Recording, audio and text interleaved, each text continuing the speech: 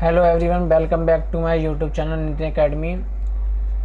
आज हम class 6 history book का चैप्टर नंबर 5 पढ़ेंगे, जिसका नाम है राज्य, राजा और एक प्राचीन गणराज्य। इसके अंदर हम उत्तर वैदिक काल के बारे में, जिसमें ये जानेंगे कि जो राजा थे उनका चयन कैसे होता था, राज्य कैसे होते थे, वहाँ की गणराज्य जनता कैसी होती थी, जनता को किन किन भागों में या किन किन पार्टों में डिवाइड किया गया था।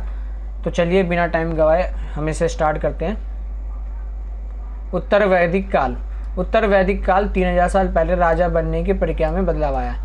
तो 3000 साल पहले जो राजा बनने की प्रक्रिया थी उसमें बदलाव आया। तो उसके अंदर उन्होंने एक अश्वमेध यज्ञ का एक इस्तेमाल किया, अश्वमेध के घोड़े का इस्तेमाल किया। उसके अंदर क्या होता था, वो एक यज्ञ करते थे और यज्ञ करके वो इस घोड़े को बाकी सारे राज्यों में छोड़ देते थे। अगर वो घोड़ा इन सभी राज्यों से होकर गुजरकर वापसी वहीं पर आ जाता था जहाँ से छोड़ा था, तो यहाँ के जो राजा थे उनको ये पता लग जाता था कि इन सभी राज्यों ने मेरी अधीनता स्वीकार कर ली है। अगर कोई राज्य उस अश्वमेध के घोड़े को रोक लेता था तो इसका मतलब यह है कि इस राज्य ने इनकी अधीनता स्वीकार नहीं की है। तो ये प्रक्रिया उन्होंने 3000 साल पहले अपनाई, जिसमें वो अश्वमेध का घोड़ा होता था, उसको यज्ञ के अंदर पूजा पाठ करके माला वाला बना के इन सभी राज्यों से छोड़ते थे। अगर उन्होंने रोक लिया तो अधीनता स्वीकार नहीं की है, अगर रोका नहीं है तो उन्होंने इस राज्य की अधीनता स्वीकार कर लिया और इन सभी का राजा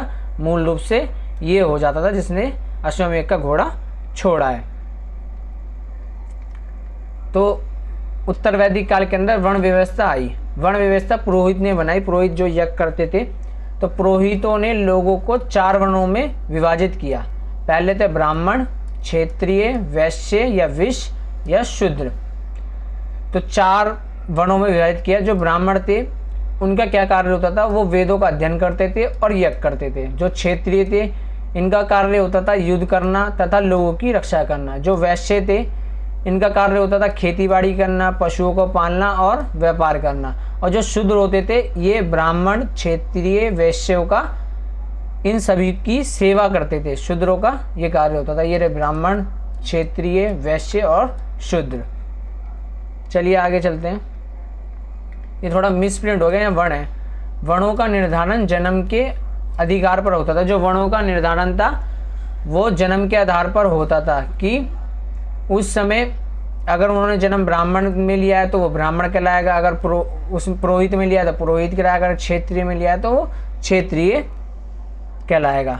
जो शिल्पकार थे, शिकारी थे, जो भोजन संग्राहक थे, इन सबों को अछूत माना जाता था। उत्तर वैदिक काल के अंदर जो शिल्पकार थे, जो शिकार करते थे, भोजनों को इकट्ठा करते थे, उन सबों को अछूत माना जाता था। उनके साथ डिस्क्रिमिनेशन किया जाता था, भेदभाव किया जाता था। अब हम जानेंगे जनपद क्या होता है। उत्तर वैदिक काल के अंदर जनपद भी बनाए गए। जन मतलब होता है लोग, जनपद का शाब्दिक अर्थ होता है जन, और पद का मतलब होता है बसने की जगह, मतलब जहाँ पर लोग बसते हैं उसको कहते हैं जनपद।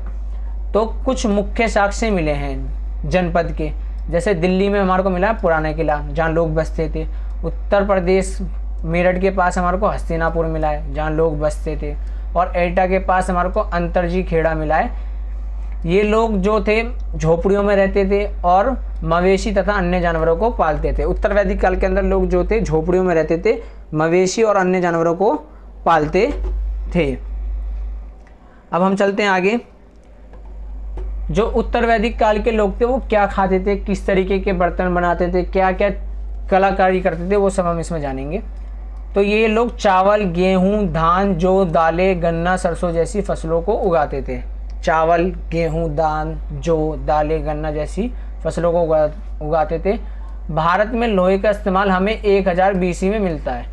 जो भारत में लोहे का इस्तेमाल है हमारे को 1000 BC में मिलता है। जैसे ही भारत में लोहे का इस्तेमाल होने लगा तो जो पैदावार थी, खेती फसलों की जो पैदावार थी वो बहुत अत्यधिक हो गई। पुरातात्विक को खुदाई में धूसर एंड कुछ लाल रंग की चित्रित भी मिले हैं। इन बर्तनों पर चित्रकारी आमतौर पर सरल रेखा ज्यामितीय आकृति में है। जो ये बर्तन इन्होंने बनाए थे उन पे जो आकृति बनाई है वो सरल रेखा ज्यामितीय आकृति में है। मैं दिखाता हूँ आपको वो बर्तन, ये आप देख सकते हैं, ये बर्तन है वो। इसमें सरल रेखा ज्यामितीय आकार की इन्होंने कारीगरी करी है। अभी हमने जनपद के बारे में जाना था, अब हम जानेंगे महाजनपद के बारे में। तो लगभग 2500 साल पहले कुछ जनपद अधिक महत्वपूर्ण हो गए। लगभग 2500 साल पहले कुछ जनपद अधिक महत्वपूर्ण हो गए। जो ये छोटे छोटे जनपद थे, इनको मिला के एक बड़ा महाजनपद बना दिया। जो ये छोटे छोटे जनपद बहुत ही विकास कर रहे थे, इन सबको मिला के एक बड़ा महाजनपद बना दिया। और इन सभी महाजनपदों की एक पर्टिकुलर कैपिटल होती थी, राजधानी होती थी। सब महाजनपदों की एक एक राजधानी होती थी। तो उत्तर वैदिक काल के अंदर जो राजा थे वो टैक्स वसूलते थे, कर लेते थे। तो किन किन से कर लेते थे? वो लेते थे फसलों पर कर। तो जो भी उत्पादन अधिक होने में उपज का 1/6वां हिस्सा भाग के रूप में लेना पड़ता था। जो भी टोटल फसल होती थी, उपज होती थी, उसका 1/6वां हिस्सा किसानों को टैक्स के रूप में राजा को देना पड़ता था। कारीगरों पर भी टैक्स लगता था। तो कारीगरों पर टैक्स कैसे लगता था? जो भी मजदूर होते थे, श्रम होते थे, उनको महीने में एक दिन राजा के लिए काम करना पड़ता था। ये उनका टैक्स होता था। पशुपालकों पर भी टैक्स था। तो पशुपालकों को जानवर या उसके उत्पादन के रूप में टैक्स देना पड़ता था। जो भी दूध है, दही है, इन सब के रूप में टैक्स देना पड़ता था पशुपालकों को। व्यापारियों को सामान खरीदने और बेचने पर भी टैक्स देना पड़ता था। जो व्यापारी थे, उनको अगर सामान खरीदना है या बेचना है तो उनको कुछ भेंटें राजा को देनी पड़ती थी। जो आखेटक है, मतलब शिकारी हैं, और तथा संग्राहक हैं, जो चीज़ों को इकट्ठा करते हैं, जंगल से वस्तुएं प्राप्त करते हैं, उनको भी टैक्स देना पड़ता था। जैसे लकड़ियाँ हैं, शहद है, ये चीज़ें उनको राजा को भेंट में या टैक्स के रूप में देनी पड़ती थी। कृषि में परिवर्तन, मैंने जैसे भी आपको बताया कि भारत में 1000 BC के अंदर लोहे का इस्तेमाल होने लगा। तो जैसे ही लोहे का इस्तेमाल होने लगा तो हल के फाल थे अब लोहे के बनने लग गए, जिससे फसलों की पैदावार में वृद्धि हुई। जो हल के फाल थे वो अब लोहे के बनने लगे। लोहे के फाल जैसे ही बने तो अच्छी तरीके से सिंचाई होने लगी, खेतों के अंदर खेती बाड़ी अच्छी होने लगी और फसलों में, जो फसलों की पैदावार थी, उसमें वृद्धि हुई। धान का रोपण होने लगा, बीज की जगह छोटे पौधों का रोपण होने लगा। अब जो महाजनपद थे उसके अंदर सबसे पावरफुल, शक्तिशाली महाजनपद था मगध, जिसे वर्तमान में बिहार के नाम से जाना जाता है। तो गंगा और सोन जैसी नदियां मगध से होकर बहती थी। जो गंगा है और सोन नदी है वो मगध से होकर बहती थी, जिससे क्या क्या बेनिफिट था? ये नदियां यातायात और जल वितरण तथा जमीन को उपजाऊ बनाने के लिए महत्वपूर्ण थी। ये नदियां थी, यातायात के काम में आती थी, आने जाने में आगमन, और जमीन को उपजाऊ बनाती थी, जल प्राप्त होता था। इस क्षेत्र में लोहे की आयस्क की खदानें भी हैं। जो ये क्षेत्र है इसके अंदर लोहे की आयस्क की खदानें भी मिली हैं। अब मगध के पावरफुल रूलर कौन थे, शक्तिशाली शासक कौन थे? तो सबसे पहले थे बिंबिसार, फिर अजातशत्रु और महापद्नंदन मगध महाजनपद के शक्तिशाली राजा थे। बिहार में राजगृह, जिसे आधुनिक नाम में राजगीर कहा जाता है, तो बिहार में राजगृह कई सालों तक मगध की राजधानी रही। जो राजगृह है वो मगध की कई सालों तक राजधानी रही। बाद में इस राजधानी का नाम चेंज करके पाटलिपुत्र कर दिया गया, जिसे आज पटना के नाम से जाना जाता है। अब मगध के कुछ जो 16 महाजनपद थे मुख्य, उसमें से मैंने आपको 12 बताए। इसमें गंधार, जिसकी राजधानी तक्षशिला थी, जो पाकिस्तान में है। कुरु, जिसकी राजधानी हस्तिनापुर है, जो आधुनिक मेरठ के अंदर है। कार्स है, जिसकी राजधानी वाराणसी है। कौशल, श्रीवास्ती, मगध, गिरिवज, वत्स, कौशाम्बी, अवंती, उज्जैनी, मल्य, कुशीनारा, चेंदी, सुक्तिमती, आसमक, पोतन, वज्जीसंग, वैशाली विद्या, आग, चंपा। और ये मैप में भी दर्शाया गया है 16 महाजनपद और इन सब की राजधानियाँ। चलिए अब हम जानते हैं, प्रारंभिक मगध शासक, जो मगध के सबसे पहले शासक थे, उनके बारे में जानेंगे। सबसे पहले शासक थे हर्यक वंश। हर्यक वंश के पुत्र थे बिंबिसार, अजातशत्रु, उदानसेन। फिर इनके बाद शासक बने शिशुनाग वंश और उनके पुत्र थे शिशुनाग और कालाशोका। फिर उनके बाद शासक बने नंद वंश और उनके पुत्र थे महापद्मानंद और घनानंद। उसके बाद हम जानेंगे वज्जी संघ के बारे में। वज्जी संघ क्या है? तो वज्जी एक संघ था जिसकी राजधानी वैशाली है, जो बिहार में स्थित है। यहाँ के शासक व्यवस्था को गण और संघ कहते थे। जो यहाँ की शासन व्यवस्था थी, जैसे आज हमारे यहाँ की शासन व्यवस्था लोकतांत्रिक है, वैसे ही यहाँ की जो शासन व्यवस्था थी उनको गण या संघ कहते थे। वज्जी संघ का वर्णन दीर्घ निकाय एक प्रसिद्ध बौद्ध ग्रंथ में मिलता है। जो बुद्ध का एक ग्रंथ है दीर्घ निकाय, उसके अंदर भी वज्जी संघ का वर्णन मिलता है, उसके बारे में इसमें लिखा गया है। गढ़ संघ में कई शासक होते थे। जो गढ़ था और जो संघ था उसके अंदर कई शासक होते थे। कभी कभी लोग एक साथ शासन करते थे, जिसमें से प्रत्येक व्यक्ति को राजा कहलाता था।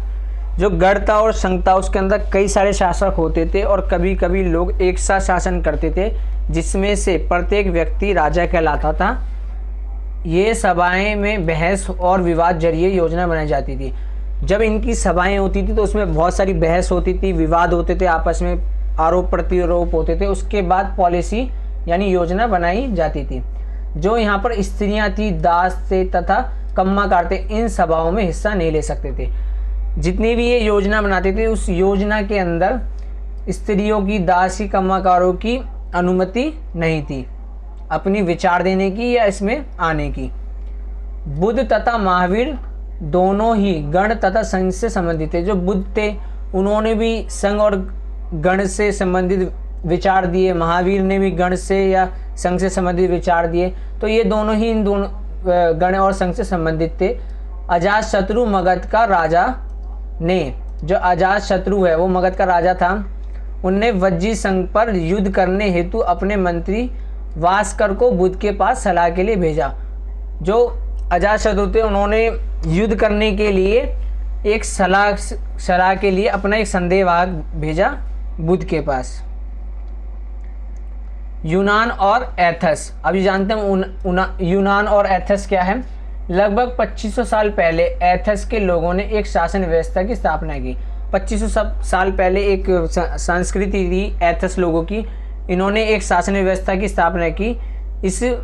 इसमें प्रजातंत्र गणतंत्र कहते हैं। जो ये इनकी व्यवस्था थी उसे प्रजातंत्र या गणतंत्र कहते हैं। इस व्यवस्था में लगभग 200 सालों तक चली। जो ये व्यवस्था थी प्रजातंत्र और गणतंत्र, ये 200 सालों तक चली।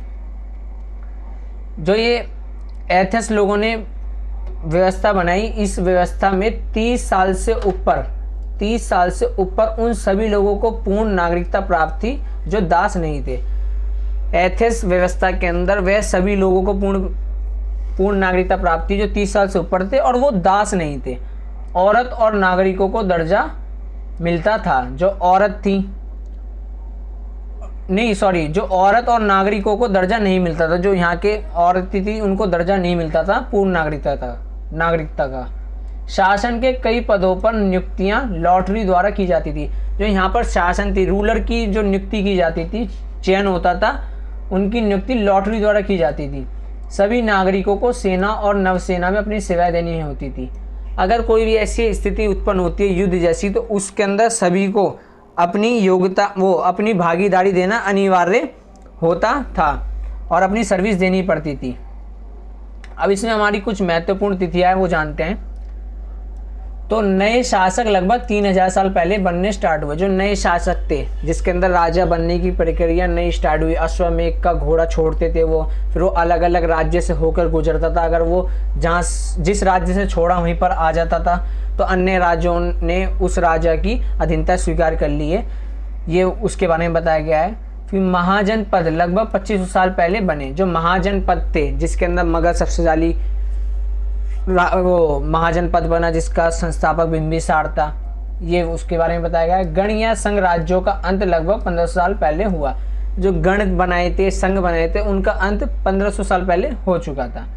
सिकंदर का आक्रमण दीर्घ निकाय, जो बुद्ध का एक ग्रंथ है उसके अंदर दीर्घ निकाय के अंदर उल्लेख किया गया है, और 2300 साल पहले हुआ। सिकंदर का आक्रमण दीर्घ निकाय का लेखन लगभग 2300 साल पहले हुआ।